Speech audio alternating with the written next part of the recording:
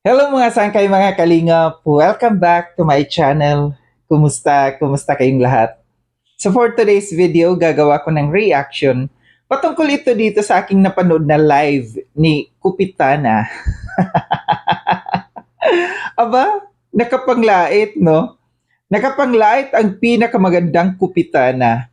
Ang tawag niya dito kay Bridget ay Igit. Agoy. Pero bago ang lahat, no, bago tayo dumako dyan sa ating pag-uusapan, shoutout muna kay Kuya Val Katad na kay Kalinga Prab. Kay Tita Mina Harmil, yung tita kong Vayots, Kamanator ni San Diego, California. Kay Tita Sal ng Illinois, kay Tita Pia Payne ng Australia. At sa inyong lahat na patuloy na sumusuporta at nagmamahal kay Sangkay, mega love shoutout. So dako tayo dito sa ating pag-uusapan. Meron akong iparirinig sa inyo. Audio clips, no? Galing dito kay Kupitana. And then after natin na mapakinggan, magbibigay ako ng opinion or koro-koro patungkol dito. Pakinggan natin mga sakay mga kalingap. Ito kanyang mga sinasabi. So may napapansin ako na nung unang gumawa si Beyonce ng kanyang channel, ay ginawa ng channel si Joy, no? Parang i-compete doon kay Beyonce. Pero Oops, interpretasyon lang niya yan. Gumawa daw ng channel si Joy para i-compete doon sa kay Beyonce. Meron bang ganon? Meron bang sinabi ang kalingap na gagawa ng channel si Joy para i-compete doon sa kay Beyonce? Di ba gawa-gawa lang to ni Kupitana? hanggang ngayon walang live si Joy. No? O hanggang ngayon daw walang live si Joy. Hindi mo ba alam na may love team si Joy? Hindi si Joy nakafocus sa kanyang channel kasi meron din siyang love team. Pero, no, doon sa sinabi ko na, kasi inukray-ukray nila si Beyonce nung time na yon na pag nag-live na si Beyonce, wala namang ibang ginawa kundi mag-shoutout. Totoo naman, di ba? Ano bang ginawa ni Beyonce? Hindi ba puro shoutout lang? Tapos biglang magtatago. Ganun lang naman ang gawa. Ano bang ginawa? Sige nga. Bigyan mo nga kami ng ginawa ni Beyonce sa kanyang live. Kung meron ba siyang topic na pinag-uusapan, kundi puro shoutout lang, di ba? Teka, nag-aantay lang ng palipad. No, magbasa ng comments. Sabi ko, ay babantayan ko talaga pag nag-live si Joy kung ano yung gagawin ni Joy sa kanyang channel. Hindi mo ba napansin kung anong ginawa ni Joy sa kanyang channel? No? Okay, sabihin na natin kung ikaw, since na sinabi mo ito na iko-compete, may competition. Kung may competition man sa dalawa between Joy at saka kay Beyonce, di ba mas lamang si Joy? Hindi ba mas lamang sa subscribers pa lang? Subscribers and viewers, lamang na lamang si Joy kesa doon sa kay Beyonce. Kung competition ang sinasabi mo dito aminin nyo hindi. Walang panalo si Beyonce sa channel ni Beyonce kung ito'y competition man na ginawa sa dalawa. Dahil kitang-kita natin magkano yung grabe yung lamang ng subscribers ni Joy at saka sa kanyang views kesa dito kay Beyonce. Ngayon parang walang live si Joy, doon sila nag-live sa channel ni Kalinga Prab. So parang hindi epekto kasi nung time na yun kahit may channel si Joy, ay talagang malakas talaga yung live ni Beyonce. Mas malakas na talaga lang. Saan banda malakas ang channel ni Beyonce kaysa sa kay Joy? Sige nga. Ang daming viewers, tapos ang daming palipad. Ang dami daw viewers. Really? Saan bandang viewers? Saan bandang maraming viewers? At saka palipad daw. Well, sa mga channels ito lang yung sasabihin ko, parang hindi ka YouTuber. Kung ikaw ay nagtatayo, no, kung ikaw ay naggawa ng channel, alam natin na ang main goal natin na magkaroon ng viewers at magkaroon ng views at saka magkaroon ng subscribers. Kasi ang palipad, kung magbabase ka lang sa palipad, hindi yan. Panapanahon lang ang palipad dyan. Naka-focus tayo sa ating subscribers at saka sa views.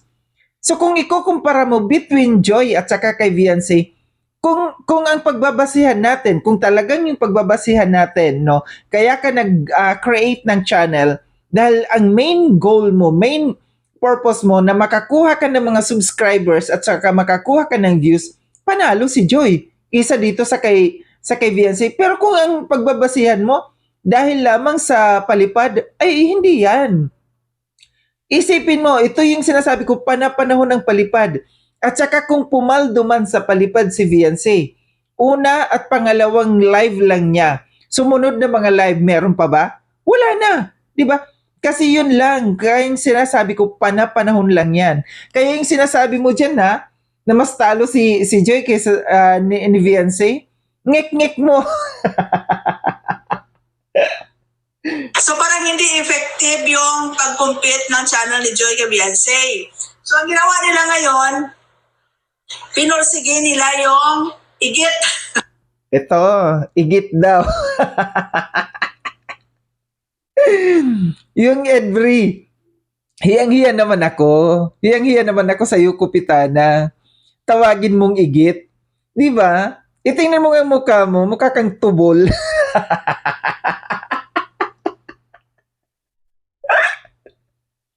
Mawalang pasintabi sa mga kumakain dyan Pasintabi lang dyan sa mga kumakain. Tingnan yung pagmumukha ni Kupitana, mukhang tubol. Alam niyo yung tubol na ang hirap ilabas na may kasamang dugo.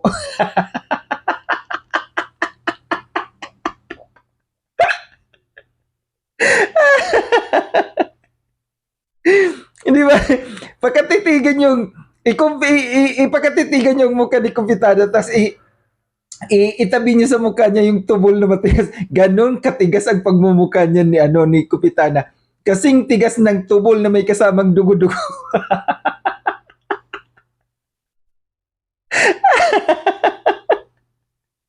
Aray ko. Kadiri. Ibig sabihin, kadiri ang pagmumukha ni Kupitana.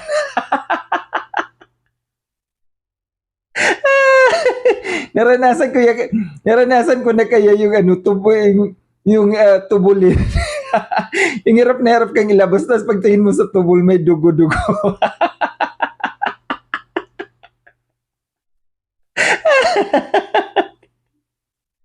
Aray ko.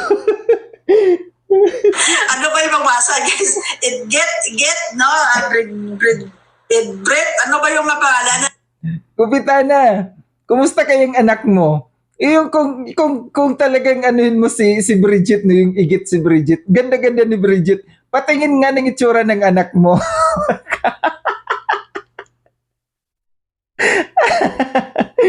Baka pa kamukha rin ng sa pagmumukha mo, mukhang tubol din yung anak mo. No, para pinursige nila, no? So ngayon nagkaroon na sila ng tawag dito, nagkaroon sila ng pagtitipon nung nakaraan, which is nagpakain nga yung team nila yung bagong club team, no? And may mga money bouquet na si Bridget, no? So ayun, no? Parang pinush nila yung bagong love team ni Edo para siguro dito ipakita, no, ipamukha kay Beyonce na may nakita nga ako sa Facebook na lalo daw nalalaos si Beyonce kasi nga mayroon ng bagong love team si Edo. Pero totoo naman, di ba? Nasaan na ba si Beyonce ngayon? Kung yung nakita mo na sinasabi mo na lalong nalalaos si Beyonce, totoo naman, no? Mas totoong totoo. So dito ito si Kupitana, mukhang bothered sa pagkakaroon ng love team ngayon na Edbri, no? Kasi alam natin napapatok na naman ito. Kasi kahit sinong i-love team sa kay Edo, medyo pumapatok talaga, kagaya kay Rina. Imagine si Rina, medyo ano pa yun. Medyo hindi ganun ka kumpleto ang pag-iisip. Tapos ngayon yung VNC, yung EDC, patok na patok. Ngayon yung Edbri naman. So bothered dito si Kupitana na alam nila na talagang laos na si Beyonce. Wala na talaga. Wala nang mangyayari. Wala nang karir. Kung ako sa inyo, hanap din kayo ng ila-love team niyo dyan. So since na mayroon ka love team ngayon si Edo, no, malaking issue para sa inyo. Ano bang pakialam ninyo kung magkaroon ng ka-love team muli si Edo? Apektado ba kayo?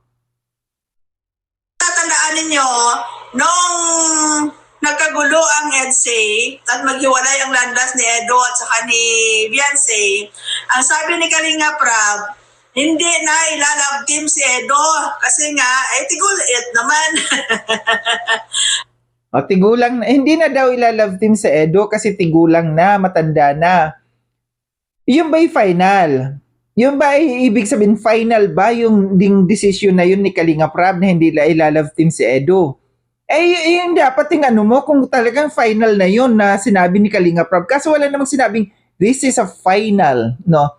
Na announcement na hindi na ilalove team pa muli si Edo. Di ba? Tanda na si Edo. Sabi ni Kalinga Prab ay hindi na daw ilalove team si Edo at si Edo ay mag-aasawa na, which is nasa marrying stage naman talaga si Edo.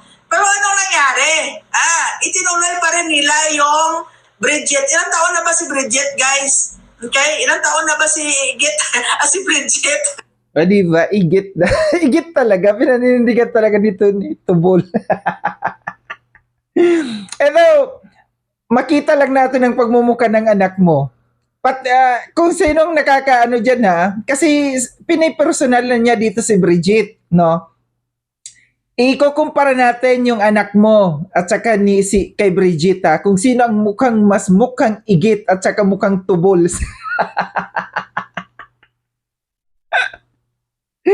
Magkapamintas ka, alam mo, ganda-ganda.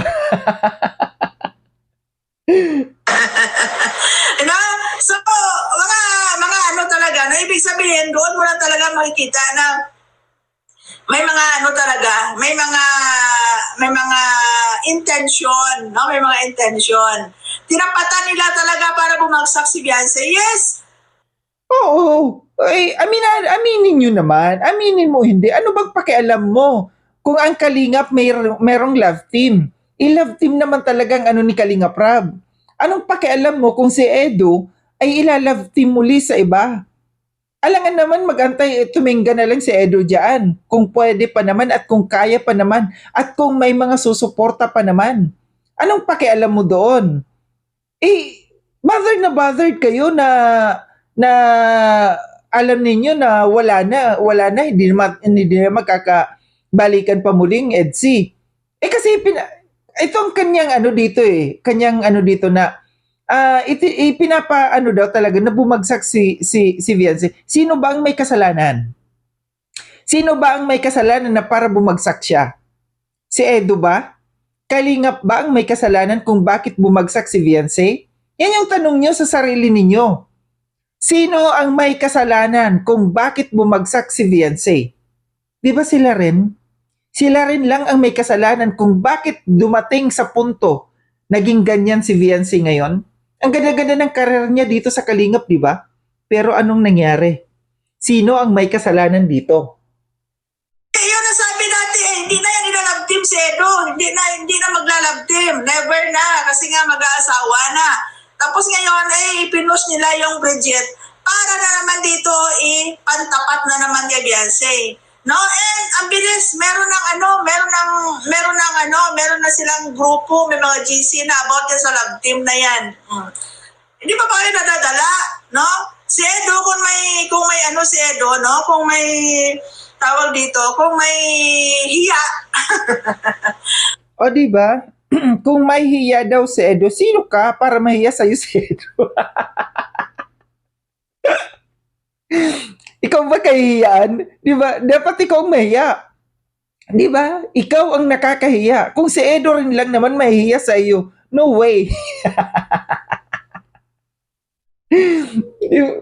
Kung talagang tawag dito, merong tinatawag na kumbaga yung parang naano ka na, parang nadala ka na, no? Dapat siya na yung umayaw. Ngayon, wala rin. Sa bagay, di ba? Sa love team kasi talaga bumabaha ang pera. Diyan mo lang talaga makikita na meron talagang intention. Bumabaha talaga ang pera sa love team. Kita mo diyan sa palang pilot episode. Di ba mukhang pera ka rin naman? Kung pera din lang pag nag-uusapan kasi sinasabi niya bumabaha daw ang pera dito sa love team. Alam niyo sa totoo lang, itong ipinupunto dito ni Kupitana, no, ni Tubol, na bakit daw inilove team pa si Edo sa ngayon. Anong pakialam mo kung ilalove team ng Kalingap? Kung ang mga viewers gusto nila, no, kung gusto niya pa rin nila na sumuporta, wala kayong magagawa, no? Dahil gusto ng mga viewers 'yan. Pero kung kagaya mo rin lang naman na isang Tubol na parang pumipigil na magkaroon ng love team si Edo, sino ka? At saka mind you ha, Kupitana, kung gaano kakapal ang pagmumukha mo, kung gaano katigas ang Tubol, ganun din katigas ang pagmumukha mo. 'Di ba kung saan-saan ka nagaling? Puro pang babatikos dito sa Kalingap ang ginawa mo. Ituloy mo. Ito yung sasabihin ko sa iyo. Ituloy mo yung ginagawa mo pangbabastos dito sa Kalingap. Baka nakakalimutan mo na nandito si Medet sa Kalingap, may connection si Medet sa Kalingap. Yung ibang mga kasama mo dati sa Medet community, nandito din sa Kalingap. Baka alam nila kung ano yung tunay na pangalan at tunay na address mo. Ituloy mo yan. Ito yung sinasabi ko sa iyo. Baka pagsisihan mo pagdating ng araw. Yung ginagawa mo na nakiki-content ka na lang dito sa Kalingap, tapos babastusin at babalahurain mo ang Kalingap mo, ay ang Kalingap, baka may paglagyan ka. Kung ano, tandaan mo ha, kung anong ginawa sa kay Kapeso, baka maranasan mo rin. I-enjoy mo. I-enjoy mo ngayon yung pagbabastos, pagtawag ng igit sa kay Bridget, baka pagdating ng araw, pagsisihan mo yan, yung ginagawa mong yan. So ito lang aking reaction masangkay mga Kalingap, no? Sa mga hindi pa nakapag-subscribe kay Sangkaylon, subscribe niyo na po ako. Click yung notification bell para updated kayo sa lahat ng mga videos na aking gagawin. Like and share itong video na ito mga sangkay. Kita-kits tayo ulit sa susunod na video na aking gagawin. Ingat kayo sa ang dako ng mundo mang kinaroroon. Paalam na mga sangkay mga Kalingap, paalam.